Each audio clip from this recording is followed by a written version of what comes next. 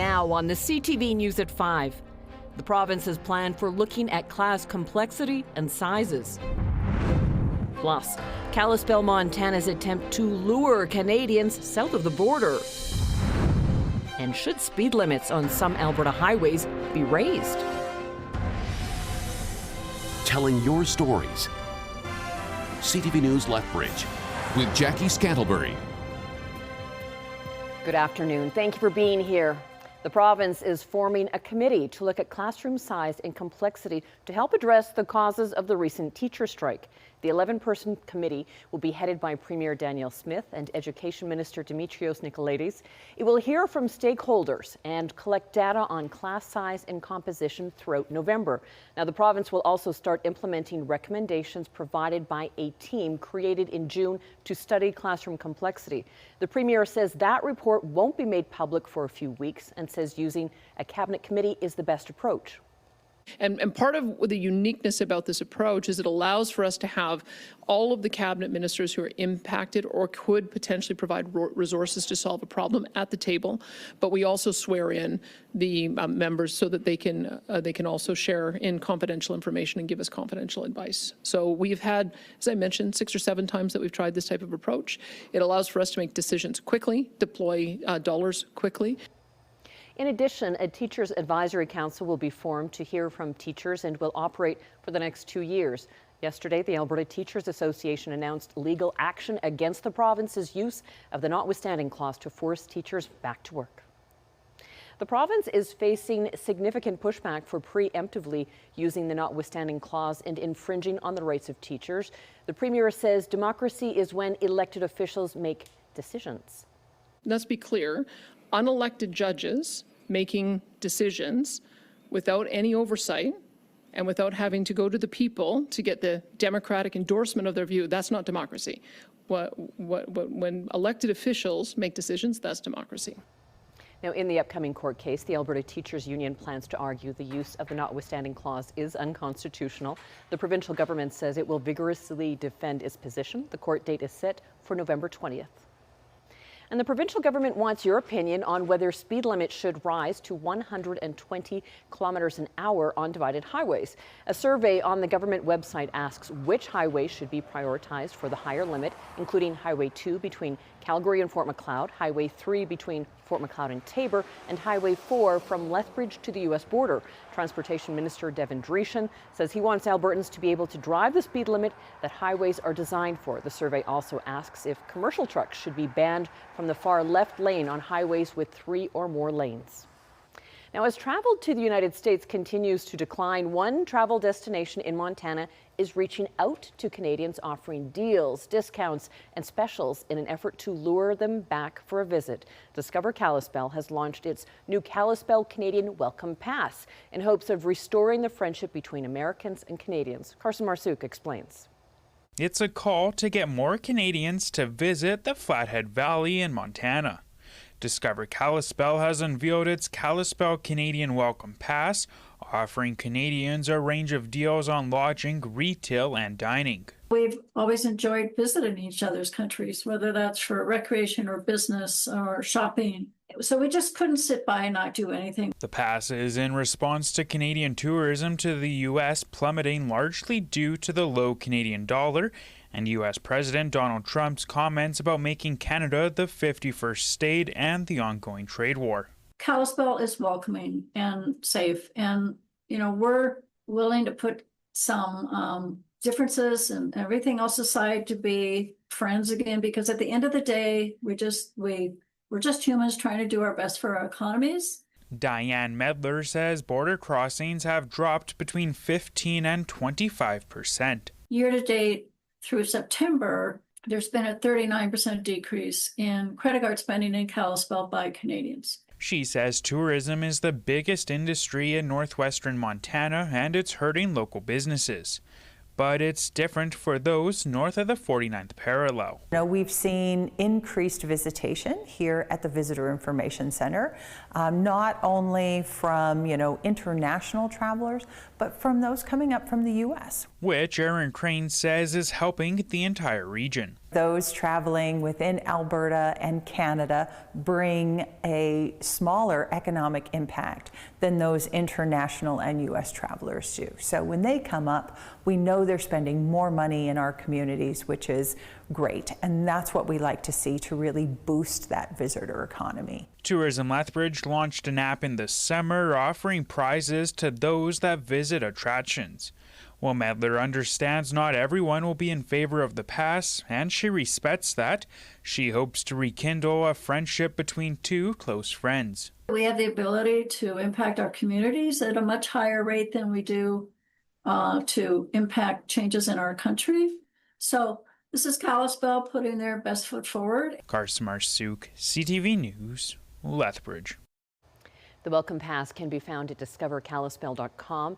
As for Tourism Lethbridge, they are preparing to launch a winter campaign to encourage residents to support local businesses this holiday season.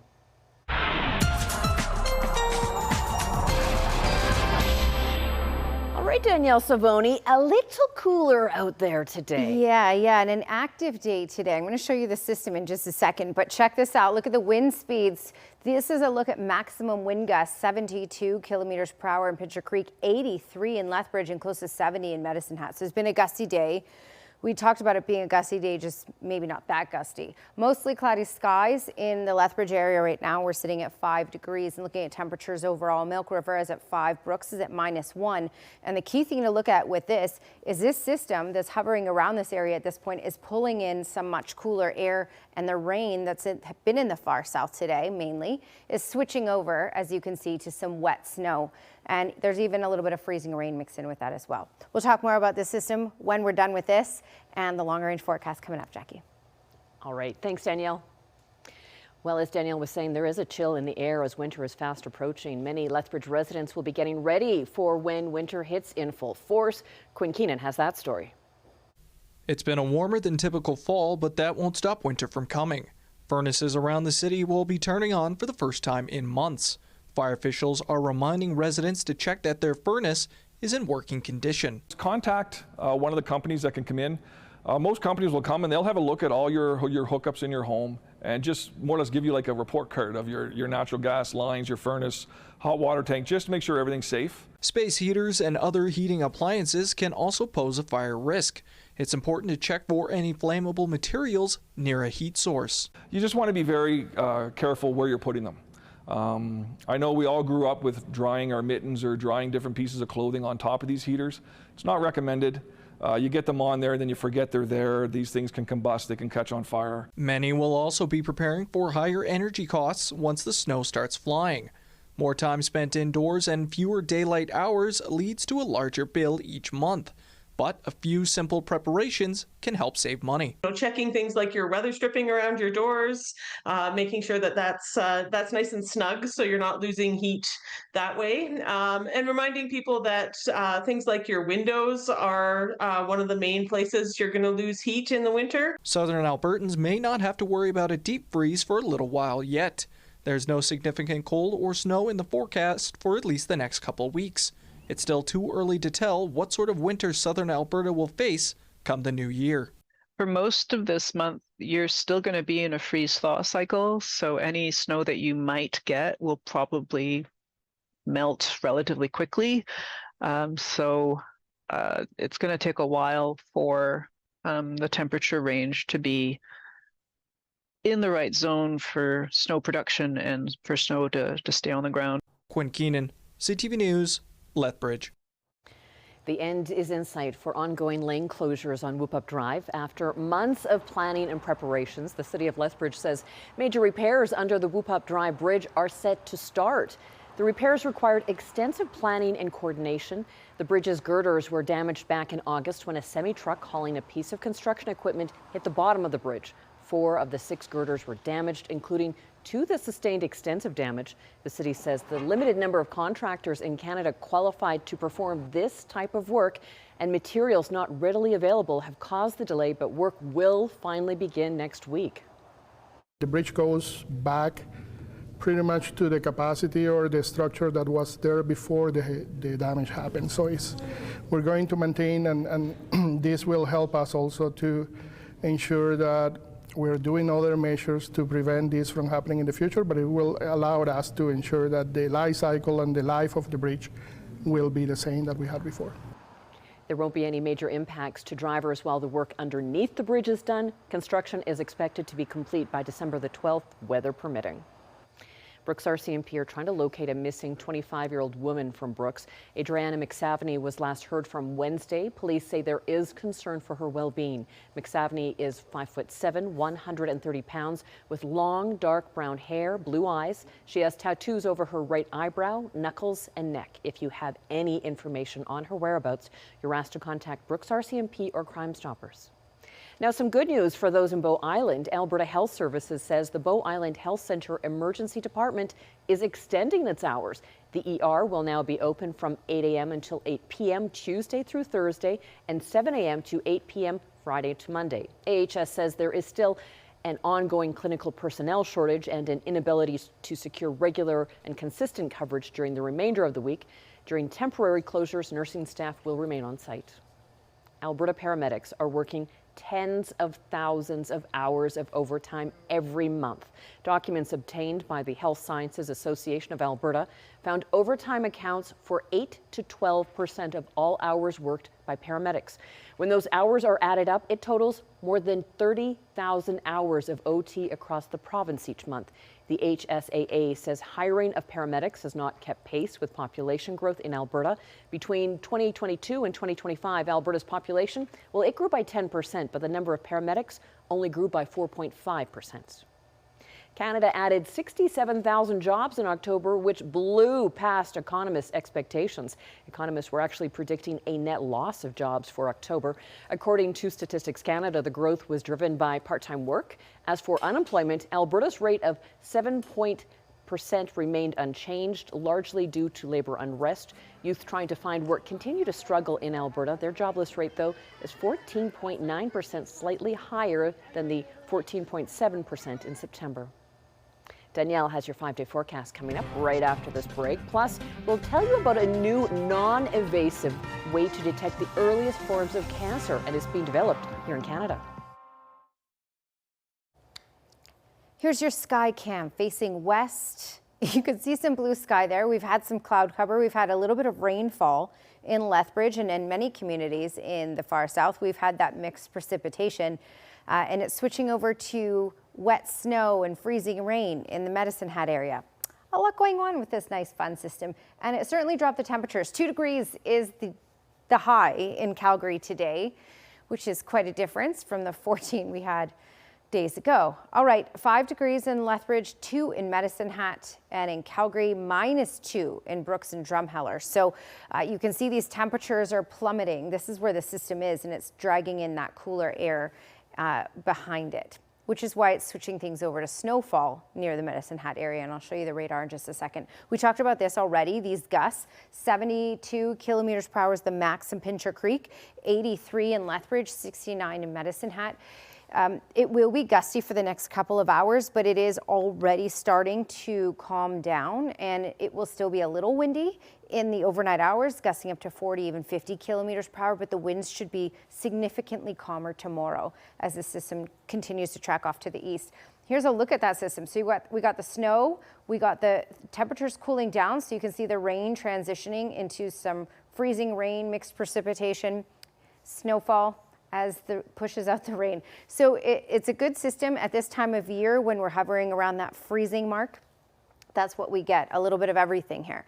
All right, timeline on this. This is out tonight, and by tomorrow morning, we'll likely still have some cloud cover in the Medicine Hat area, but we are looking at mainly sunny skies for Lethbridge and most communities in the far south in general. We will see some clouds build in later in the afternoon, but it should be a quiet day, calm winds, some sunny breaks, and temperatures will start to climb once again. Here's a look at Sunday, and Sunday's pretty quiet as well. Closer to the mountains, we may see a couple raindrops, but overall, this is a nice, quiet weekend, and temperatures will be a lot warmer than what we have today. We have 40-kilometer-per-hour gusts possible for the next few hours in the East Kootenay area, and then that will calm down late in the overnight hours. 6 degrees is the high tomorrow with a mix of sun and cloud. 1 degree overnight. Small chance of still getting some precipitation, mixed precip in the overnight areas, but that's all clearing out. And for tomorrow, we're looking at mainly sunny skies, gusts up to 40 kilometers per hour, and a high of 7 degrees. Medicine Hat, mixed precip is possible right up until about 2 in the morning. Then that makes its way out. Wind chill at 8 a.m. tomorrow is -7, but we do get to +5 in the afternoon with cloudy periods in the morning, clearing out in the afternoon. And for Lethbridge, 8 degrees is our high tomorrow. A few clouds building in the afternoon, calm winds. But check this out, by Sunday, Monday, we get into the teens. And for Remembrance Day, a high of 12 degrees.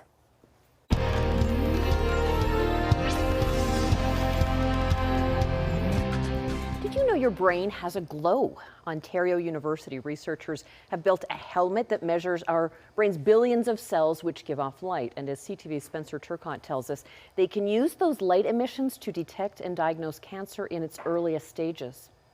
We put gel into each of these 19 electrodes. It looks like a mad science experiment. So it just sits snugly on top. And it kind of is, but this mad science has the potential to save lives. The general gap that we have in cancer detection is that we're completely reliant on biomolecules, genes, and physical constructs. Wilfrid Laurier Assistant Professor Narosha Murugan is the brains behind the quest to find another way to detect the disease. Her team of researchers landed on the light that our cells emit. If we're trying to look for a way to non-invasively detect brain cancer with one of the most common aggressive forms is glioblastoma, we kind of need to tease apart the signals. So using ultra-sensitive detectors to pick up individual photons, sensors in this helmet record the electrical and photonic landscape of our brains. Our goal is to detect cancer in the earliest form. It's really consistent, a few spikes. The trouble with current cancer detection technology is that it requires an accumulation of cancer tissue, captured by imaging or biomarkers that may be hard to access or is too far along once found. What we mean by early is that when that single cell starts to make a decision to go from its healthy state to something that's what we consider not normal. Catching it at the single cell level could lead to earlier diagnoses and lower risk of mortality. Now Murugan is working with a medical oncologist to track patients undergoing chemotherapy to see if they can identify cognitive impairments following treatment. If successful, the magnetic fields may also have the ability to halt progression of psychiatric illnesses. I think our technology has the potential to be on the preventative side. A no-brainer in her eyes when it comes to pushing cancer research and overall wellness ahead. Spencer Turcotte, CTV News, Waterloo. Still ahead on the CTV News at 5, the Canadian who is the tallest team in the world makes basketball history.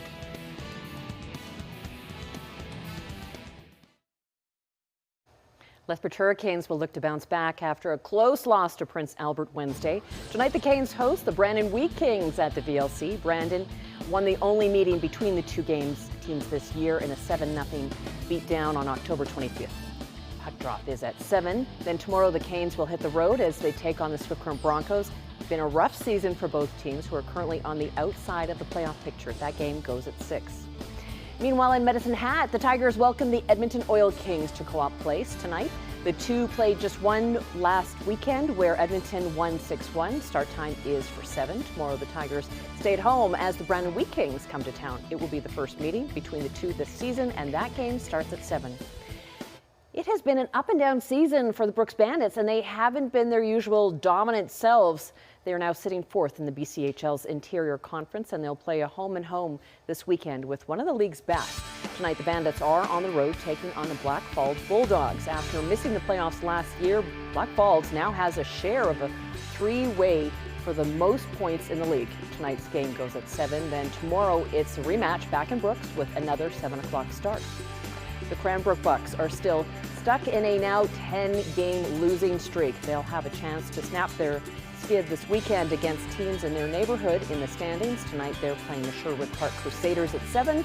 Tomorrow, they'll swing down Highway 2 to play the Okotoks Oilers, also at 7. The University of Lethbridge and Lethbridge Polytechnic, they've got plenty of sports action on tap this weekend. The Pronghorns basketball teams hit the road for the first time this season, going up against the Regina Cougars. The women's teams play tonight at 6, the men at 8. Tomorrow, same matchup with earlier starts, though. The women will play at 5, followed by the men at 7. Kodiak's basketball will start their weekend at home against the St. Trojans. Tomorrow, the Kodiaks will head to Calgary for a rematch. Now, at the same time, volleyball will also take on the St. Trojans. The Kodiaks start the weekend in Calgary with the women's game at 6, the men at 8. On Saturday, the return leg will be in Lethbridge. A Canadian basketball player who is also the world's tallest teenager set the bar high again last night with a brand new record. And this crowd is in a frenzy because Olivier Rioux has just taken the shirt off, and he's getting set to not only enter this game, but break the record. That is 7'9" Olivier Rioux. He is now the tallest person ever to play U.S. college basketball. The crowd chanted, "We want Ollie," before the coach put him into the game for the final 2 minutes last night. It felt great. The support from everybody was amazing, even on the bench and even in the fans. I think everybody supported, and I'm very grateful. The 19-year-old from Terrebonne, Quebec, is used to getting a lot of attention, including a profile by W5 just 2 years ago. His teammates say that he has worked hard, though, to get where he is now. When he was checking into the game, I kind of stopped him, and I was like, play with confidence. You've worked your butt off for 2 years now to get to this spot. Now's your moment. A big moment, but a very calm reaction by Rio when asked about setting the record. It's another day, I guess. And for some perspective, number 22 there on the right, he is 6'8". Still ahead on the CTV News at 5, some truly made in Alberta artwork when we return.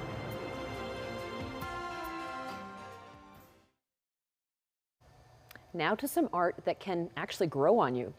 Art that incorporates 30 different Alberta-grown items is on display at Farm Fair International. The piece includes everything from lentils and peas to wheat and canola, all donated by local organizations and farmers in the Edmonton area. The artist behind the work says this is the first mural of its kind outside of Australia and the most unique project she has ever worked on. Think about color. How do we make this vibrant, considering I don't get to use man-made materials? Red lentils is great.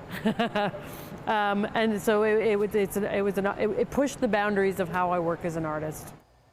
Farm Fair is happening at the Edmonton Expo Centre until tomorrow night.